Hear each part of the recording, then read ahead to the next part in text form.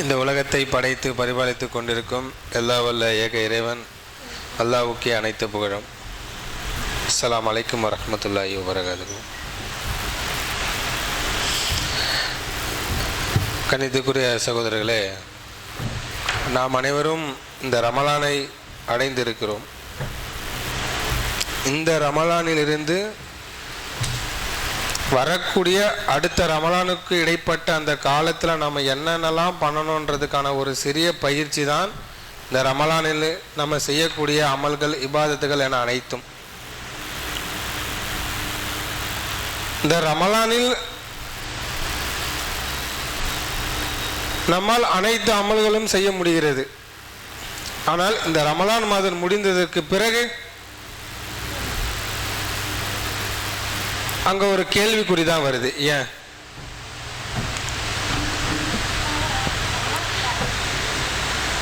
இதுக்கு முக்கியமான காரணம் என்ன நம்ம பார்த்தோம்னா, சைத்தானுடைய அந்த சூழ்ச்சி தான். நம்ம மனசில் நம்ம எண்ணத்தில் போட்டுக்கினே இருப்போம். தவறான எண்ணங்கள் மூலியமாக அப்புறமேட்டுக்கு தொழுதுக்கலாம், இந்த மாதிரி போட்டுக்கினே இருக்கிறதுனால தான் என்ன பண்ணுறோம், அந்த இடைப்பட்ட காலத்தில் நம்மளால் சரியான அமல்களையும் இபாதத்துகளையும் நம்மளால் செய்ய முடியல. ஆனால் இந்த ரமலான் மாதத்தில் செய்ய முடியுதுன்னா, அல்லாஹ் திருமறை குர்ஆனிலே சொல்லிக்கிறான், இந்த ரமலான் மாதத்தில் சைத்தானுக்கு விலங்கிடப்படுகிறது. இந்த ஒரு மாதம் ரெஸ்ட்டில் இருப்பான், அதுக்கப்புறம் தான் அவன் கம்பேக் கொடுக்கறது. ஆக அந்த காலத்தில் அந்த டைமில் நாம் எப்படி அவங்ககிட்ட இருந்து நம்ம பாதுகாப்பாக இருக்கணும்?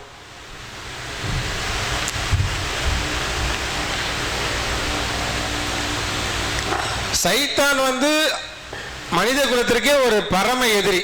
அல்லாஹ் தஆலா குர்ஆன்ல அதான் நான் சொல்லியிருக்கிறான், அல்லாஹ்வுக்கு எதிரின்னா அது நமக்கும் தான் எதிரி அவன்.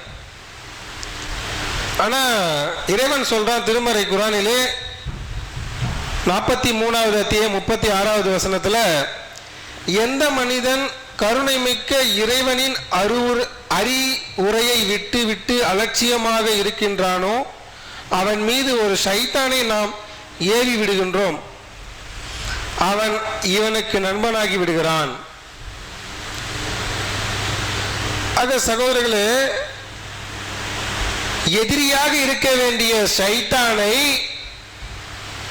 நாம் அவன் என்னெல்லாம் செயல் செய்கிறானோ அந்த செயல் நம்ம செய்வதன் காரணமாக இறைவனின் அறிவுரையை விட்டு அலட்சியமாக இருக்கின்ற காரணத்தினால இறைவனை என்ன பண்றான், ஒரு ஷைத்தானை நமக்கு நண்பனாகிறான். ஆல்ரெடி நீ ஷைத்தானுடைய வேலையை தான் பண்ணின்னு இருக்கிற, உனக்கு உதவியா இருக்கிறதுக்கு இன்னொரு ஷைத்தானை உனக்கு நண்பனாவே ஆக்கிடுறேன் அப்படின்னு சொல்லிட்டு அல்லாஹ் திருமறை குர்ஆனிலே கூறுகிறான். ஆக நாம எப்படியாப்பட்ட நண்பனை தேர்ந்தெடுக்க வேண்டும்? ஒரு நல்ல அமல்களை செய்யக்கூடிய, இறைவனை ஞாபகப்படுத்தக்கூடிய, மறுமையை ஞாபகப்படுத்தக்கூடிய நண்பனை தான் நம்ம தேர்ந்தெடுக்கணும். ஆனால் நம்ம எப்படியாப்பட்ட நண்பனை தேர்ந்தெடுக்கிறோன்னு இறைவன் சொல்றான். இறைவனை அவனுடைய அறிவுரையை விட்டு அலட்சியமாக இருக்கின்றானோ, அவன் சொல்ற அமல்களை செய்யாம, அவனுடைய ஞாபகமே இல்லாம, அவன் சொல்ற அறிவுரையை கேட்காம இருக்கிறவங்களுக்கு ஷைத்தானை நண்பனாக்கி விடுவான் அப்படின்னு சொல்லிட்டு அல்லாஹ் திருமறை குர்ஆனிலே கூறுகிறான். நபிகள் நாயகம் சொல்றாங்க, அல்லாஹ்வின் தூதர் ஸல்லல்லாஹு அலைஹி வஸல்லம் கூறினார்கள், இஸ்லாம் கூறும் நண்பன் யார்? ஒரு நண்பன்னா எப்படி இருக்கணும்? இஸ்லாம் கூறும் நண்பன் யார்? அந்த நண்பனை பார்த்தால் அல்லாஹ்வின் ஞாபகம் வரும், அவனுடன் பேசினால் ஈமான் அதிகரிக்கும், அவனுடன் உட்கார்ந்தால் அறிவு வளரும், அவனுடைய செயல்கள் மறுமை நாளை நினைவுபடுத்தும். இப்படியாப்பட்ட நண்பனை தான் நம்ம என்ன பண்ணணும், தேர்ந்தெடுத்து நம்ம நண்பனா வச்சுன்னு இருக்கணும்னு சொல்லிட்டு நபிகள் நாயகம் நமக்கு அறிவுரை சொல்லுகிறார். ஆக நண்பன் என்பவன் ஒரு நல்ல முறையில் நமக்கு மறுமையை ஞாபகப்படுத்துவதற்கும், இறைவனை ஞாபகப்படுத்துவதற்கும், நம்முடைய அறிவு மார்க்கத்திலே அதிகமாக வளர்வதற்கும் அப்படியாப்பட்ட நண்பனை தான் நம்ம என்ன பண்ணோம், தேர்ந்தெடுக்கணும். ஆனால் நாம எப்படியாப்பட்ட நண்பனை தேர்ந்தெடுத்து இருக்கிறோம்? இறைவன் சொன்ன கட்டளைகளை மீறுபவனாகவும் இறைவன் தடுத்த செயல்களை செய்பவனாகவும் இருக்கக்கூடிய ஷைத்தானை தான் நம்ம என்ன பண்றோம், நண்பனா தேர்ந்தெடுக்கிறோம்னு சொல்லிட்டு இறைவன் திருமறை குர்ஆனிலே கூறுகிறான். ஆனா சகோதரர்களே, அவ கரெக்டா சொல்லிட்டான், இந்த பக்கம் சொர்க்கம் இருக்கு, இந்த பக்கம் நரகம் இருக்கு. உனக்கு சொர்க்கம் வேணுமா, நான் சொன்னபடி வாழு. உனக்கு நரகம் வேணுமா, ஷைத்தான் சொன்னபடி வாழு. ரெண்டே ஆப்ஷன் தான், அது நம்ம தான் தேர்ந்தெடுத்துக்கணும் சகோதரர்களே. ஷைத்தான் எப்படிலாம் நம்மளை வழிகெடுப்பான், அவன் பார்த்தீங்கன்னா அந்த தவறுகளை மிக அழகாக காமிப்பான். அது மட்டும் இல்லாமல் நம்ம எண்ணத்துல போட்டுக்கினே இருப்பான். ஒரு டைம் நபித்தோழர்கள் நபிகளாக என்கிட்ட சொல்றாங்க, அல்லாஹ்வின் தூதரே, எங்கள் உள்ளங்களில் சில விஷயங்களை நாங்கள் எண்ணுகிறோம், அதனை வெளியில் பேசுவதை விட கரிக்கட்டைகளாகி விடுவது எங்களுக்கு விருப்பத்திற்குரியதாக இருக்கிறது அப்படின்னு சொல்லி நபித்தோழர்கள் நபிகளாக என்கிட்ட சொல்றாங்க.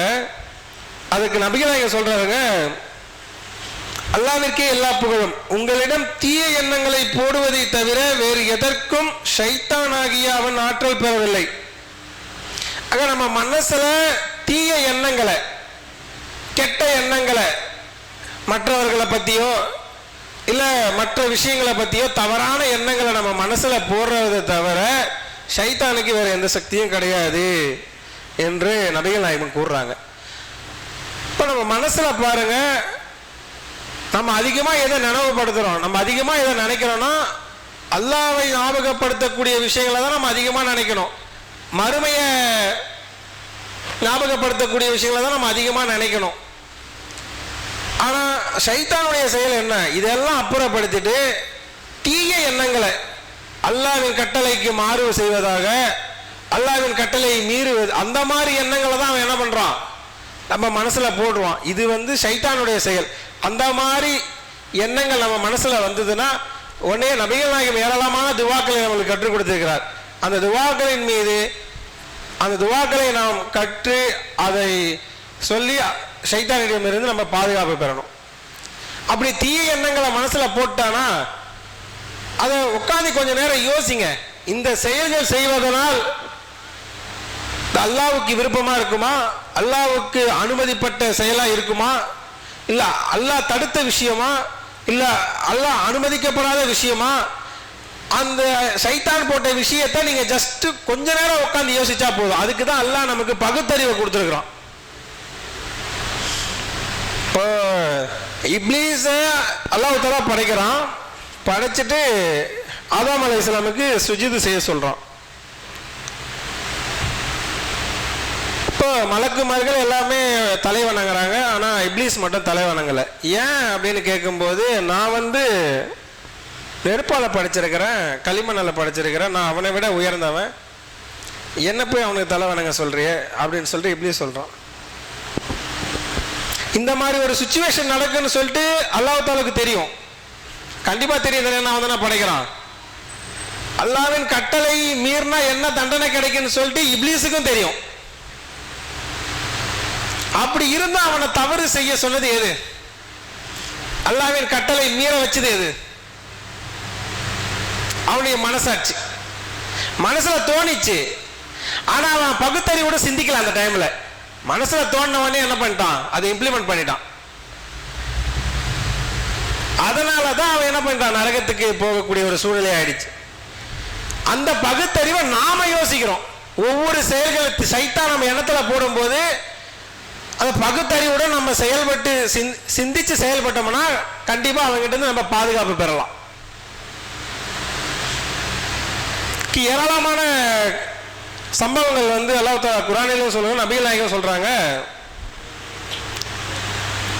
அந்த ஷைத்தான் எண்ணத்துல போடும்போது மிக தவறு மாதிரியே தெரியாது, அப்படியே ஜஸ்ட் லைக் ஃபார் தட், அப்படியே மிக அழகா சிம்பிளா சூப்பரா சொல்லிட்டு போவான். ஆனா அது செஞ்சு முடிச்சதுக்கு அப்புறம் தான் தெரியும் இவ்வளவு பெரிய தப்பு பண்ணிட்டோமே அப்படின்னு. இந்த ரமலான் மாசத்துல நம்ம ஏராளமான தர்மங்கள் கொடுக்குறோமா, ஆனா மனசுல என்ன தோணும், நம்ம கிட்டே கம்மியா தான் இருக்கு, இதை கொடுத்துட்டா என்ன பண்றது அப்படின்னு சொல்லி ஷைத்தான் என்ன பண்ணுவான், மனசுல போடுவான்.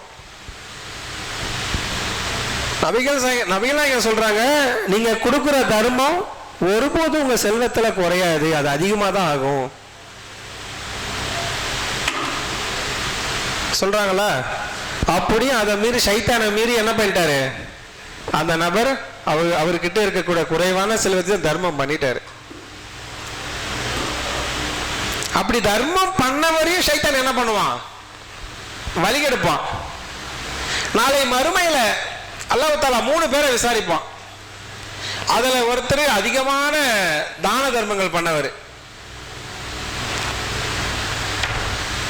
நான் அப்படி விசாரிக்கும் போது அல்லாஹ் தஆலா கேட்பான், நான் உனக்கு ஏராளமான செல்வங்களை கொடுத்தேன், நீ தான தர்மங்கள் பண்ணேன்னு கேட்கும்போது சொல்லுவா, நீ கொடுத்த செல்வங்கள் எல்லாம் மக்களுக்கு நான் தான் இறைவா கொடுத்தேன் அப்படின்னு சொல்லும்போது இறைவன் சொல்லுவான், நீ எனக்காக நீ கொடுக்கல, உன்னை ஒரு பெரிய தர்மம் கொடுப்பவராகவும் பெரிய தான தர்மங்கள் அதிகமாக கொடுப்பவராகவும் மக்கள் உன்னை பெருமையா நினைக்கணும் அப்படின்ற ஒரு காரணத்துக்காக தான் நீ என்ன பண்ண, தர்மம் செஞ்ச, மற்றபடி என்னோட வழியில நீ தர்மம் செய்யலன்னு சொல்லிட்டு அவருக்கு கொடுக்க வேண்டிய சொர்க்கத்தை கட் பண்ணி நரகத்துல போட்டுருவான்.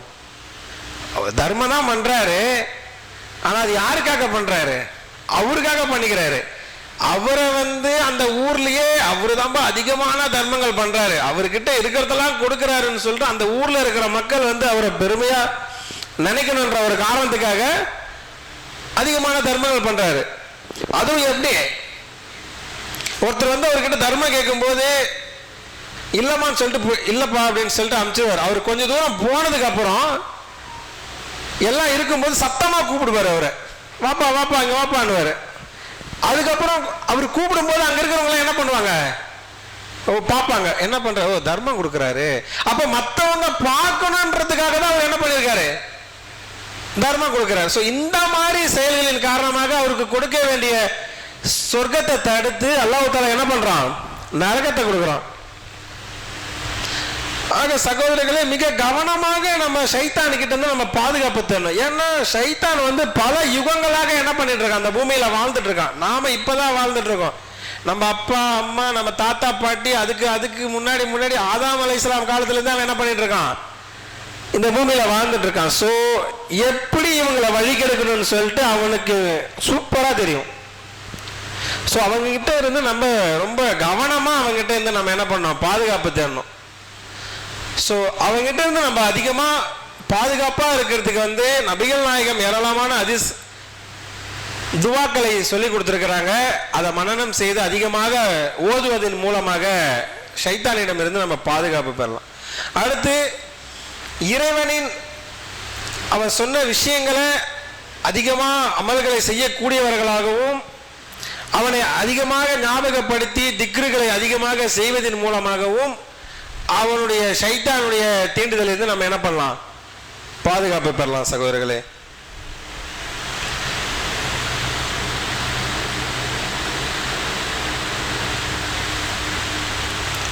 இந்த ஷைத்தானுடைய தன்மைகள் நிறைய இருக்கு.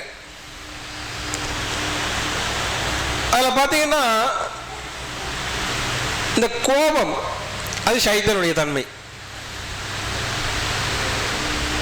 நபிகள் நாயகம் கிட்ட ஒரு மனிதர் சொல்றாரு, என்னை விட வசதி வாய்ப்பிலையும் சரி ரொம்ப தாழ்வான ஒரு மனிதர் என்கிட்ட அடிக்கடி சண்டை போட்டுன்னு இருக்காரு. என்கிட்ட சண்டை போடுறாரு, என்ன அசிங்கமா திட்டுறாரு, அந்த மாதிரி ரொம்ப டார்ச்சர் பண்ணிட்டு இருக்காரு. அவர் நான் என்ன பண்ணலாம், என்னை விட வசதி வாய்ப்புல ரொம்ப கம்மியானவர் அவரு.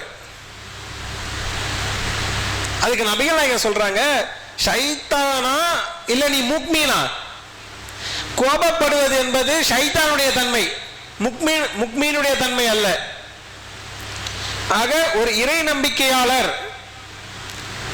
ஒரு இறை நம்பிக்கையாளராக இருந்தால் அந்த கோபம் எனப்படக்கூடிய அந்த குணத்தை என்ன பண்ணணும், நம்ம விட்டுறணும். கோபம் எனப்படுவது ஷைத்தானுடைய ஒரு பண்பு.